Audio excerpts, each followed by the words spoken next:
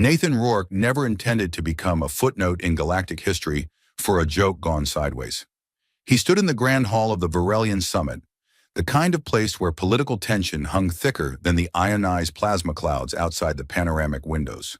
Representatives from 32 star systems sat stiffly, their myriad forms reflecting the diverse, often bizarre beauty of the galaxy's inhabitants. The humans, him included, were something of an oddity, with their 2 arms, 2 legs, and comparatively unimpressive vocal cords. Nathan glanced around, trying to ignore the mild buzz of anxiety gnawing at the edge of his thoughts, and wondered how he had ended up as Earth's lead negotiator on the most precarious diplomatic mission since the First Contact War. The Varelians were known for their grace and control, traits that Nathan found enviable and frustrating in equal measure. Their queen, Sarilith, sat on a throne that looked as if it had been grown rather than built, its organic curves shifting gently with her every subtle movement. Her long ears twitched now and then, an unspoken rhythm that hinted at an entire language Nathan could only guess at. Her eyes, gleaming like polished obsidian, held a calm that could probably stop a supernova.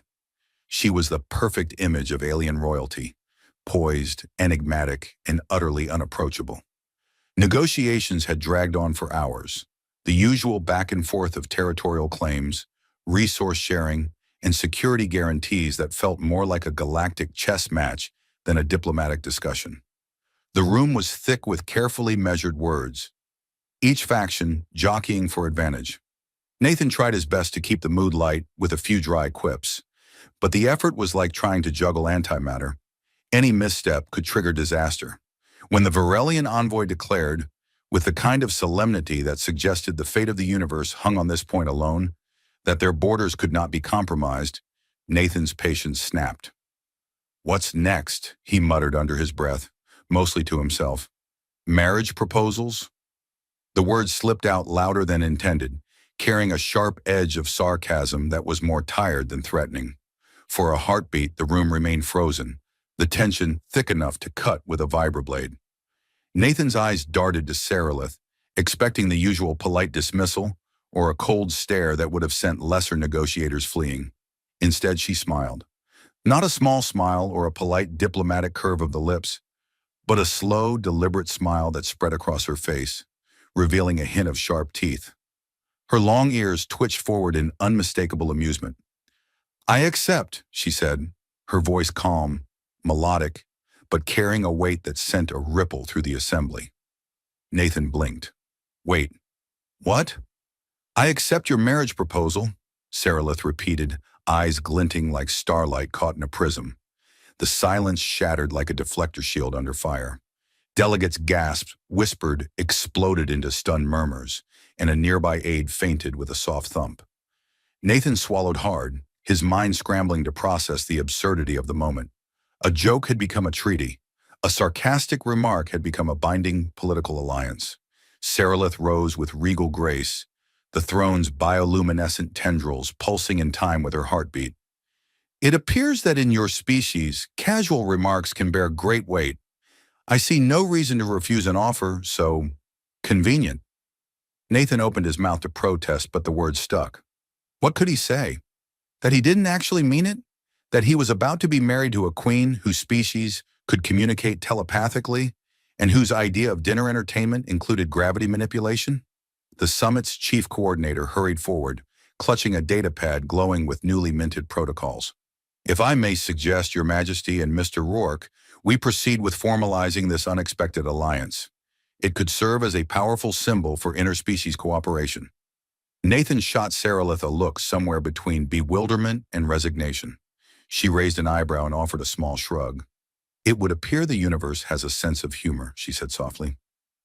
That night, Nathan found himself seated in a chamber aboard the Varelian flagship, a place where walls shimmered with iridescent patterns that shifted like the surface of a living nebula.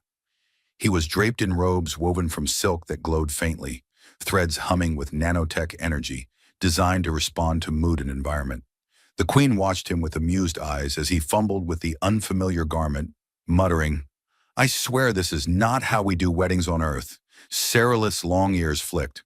"What is the human custom?" "Usually less ceremony, more paperwork, and fewer zero-gravity dances."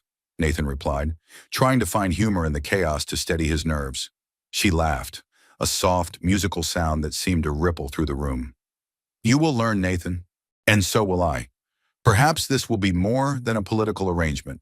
Perhaps it will be something unpredictable. He looked at her then, this alien queen who smiled at his mistakes and accepted his accidental vows. For the first time since he'd arrived, he felt a spark of something that wasn't fear or duty, something like curiosity, something like hope. And maybe, just maybe, this strange new chapter was exactly what the galaxy needed. Nathan woke to the gentle hum of the Varelian flagship's life support systems, a sound that was somehow both soothing and oddly musical. His first thought was that he had survived the night wearing the ceremonial robes without accidentally triggering any interstellar incidents.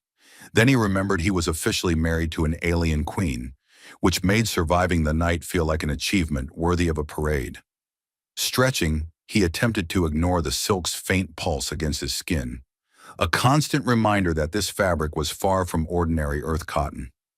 Outside the chamber's translucent walls, the ship drifted silently through a nebula, clouds of gas and stardust swirling like cosmic smoke rings.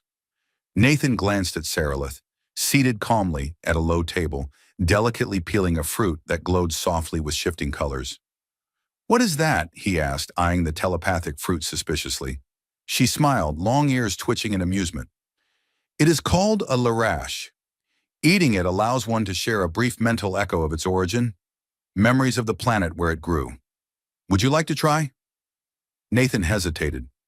"So, it's like fruit with a side of brain invasion?" "Only the pleasant kind," she assured him. "No permanent effects, I promise." After a brief internal debate, Nathan took a bite. A sudden rush of vivid images flooded his mind. Lush forests sparkling with bioluminescent plants, strange creatures gliding through iridescent waters, the slow dance of Varelian moons. When the sensations faded, he blinked and found Sarilith watching him with a satisfied smile. "Not bad for a human, considering," she teased. Nathan grinned, feeling the awkwardness thaw just a little. "So, marriage on Varelia involves eating fruit that hijacks your brain?" "It is one of many rituals," Sarilith replied.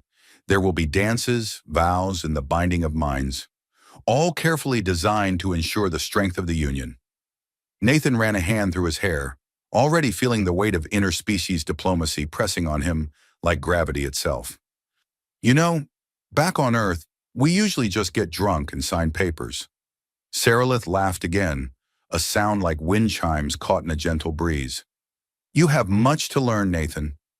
The next days were a blur of protocol and introductions.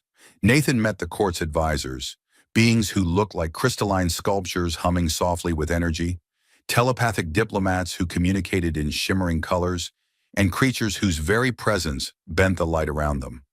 Trying to keep up was like attempting quantum calculus while juggling plasma grenades.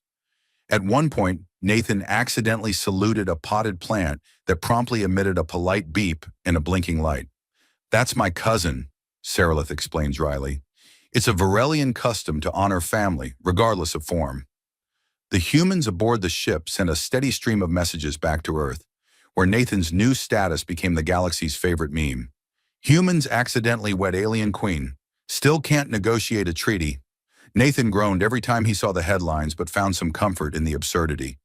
If he had to be part of galactic history, at least it would be entertaining. One evening, while the ship floated through a nebula glowing like a dreamscape, Sarilith invited Nathan to the zero-gravity garden. The chamber was filled with floating flora that glimmered with stardust, petals drifting lazily in the weightless air. Sarilith moved with the grace of a dancer, her long ears trailing like delicate ribbons. Nathan attempted to follow, flailing awkwardly as he fought the disorienting sensation of floating. "How do you make this look so easy?" he asked, catching himself on a floating branch. She smiled, eyes twinkling. "It is practice, and not falling on your face." Nathan laughed, a genuine sound that felt strange and welcome. "That might be my new motto." They drifted together, the silence between them filled with something unspoken but profound. Nathan found himself wondering if this unexpected marriage might be more than just politics. Perhaps in the vast, unpredictable galaxy, Two very different beings could find something that resembled trust, or maybe even friendship. As the ship slipped silently through the stars, Nathan looked at Sarilith and thought that if this was the price of peace, he might just learn to dance in zero gravity after all. Nathan adjusted the ceremonial sash across his chest for what felt like the 100th time, though it was really only the third. The fabric hummed softly, a subtle energy field woven into its fibers that adjusted to his heart rate. It was supposed to calm nerves, but Nathan felt about as calm as a cat in a room full of laser pointers. He glanced over at Sarilith, standing beside him with a composure that made him feel like a clumsy toddler trying to balance on a hoverboard. The Joint Council Summit on Arvenal was underway, a sprawling, floating city built into the crater of a dead moon. Representatives from dozens of species milled about in attire, ranging from shimmering quantum robes to something that looked suspiciously like animated moss. The air buzzed with diplomatic tension, the kind Nathan had learned to navigate with a mix of awkward jokes and reluctant sincerity. A hush fell as Sarilith stepped forward to address the assembly, her long ears twitching ever so slightly as she spoke. Nathan watched her words ripple through the crowd, proposals of alliance, mutual respect, and the promise of shared futures. It was the kind of speech that could have made interstellar peace seem possible, even to a cynic like him. Afterward, as they moved through the throng of delegates, a sudden commotion broke out. A group of Varelian dissidents, their forms flickering with disruptive energy, activated a device that scrambled gravity fields throughout the hall. Drinks, dignitaries, and data pads began floating chaotically. Nathan's first instinct was to grab for his hover cane, only to realize it was now performing somersaults in midair. "Welcome to the Upside-Down Diplomacy Club," he quipped, attempting to stabilize himself by grabbing onto a floating chair. Sarilith's eyes narrowed, but there was amusement in their depths. With a flick of her hand, the device was neutralized, gravity snapping back like a rubber band. The protesters were escorted out, grumbling about cultural betrayal and broken traditions. Nathan turned to Sarilith, breathless and grinning despite the chaos. "I didn't realize diplomatic immunity extended to aerial acrobatics." She laughed softly. "Our enemies do enjoy a bit of flair." As the summit progressed, Nathan realized how much he had changed. The terrified negotiator who had stumbled into an accidental marriage was now someone who could navigate alien court politics with a measure of grace. He found himself understanding Sarilith's subtle signals, the twitch of her ears, the flicker of her gaze, and learning to respond not just with words but with empathy. One evening, in the quiet sanctuary of their shared quarters, Nathan held a small gift Sarilith had left on his pillow, a cloak woven from threads that shimmered with the light of distant stars. "You've made this whole mess worthwhile," he admitted. Sarilith smiled, her ears brushing gently against his arm. "You've brought unpredictability to order, Nathan. And perhaps that is the perfect balance." They had started as a political accident, a joke that spiraled into a binding alliance. But now they were partners, unexpected, improbable, and undeniably connected. As the galaxy spun on, uncertain and vast, Nathan knew one thing for certain. Sometimes the universe's strangest proposals held the most profound promises. And as long as Sarilith was by his side, he was ready for whatever cosmic curveballs came next.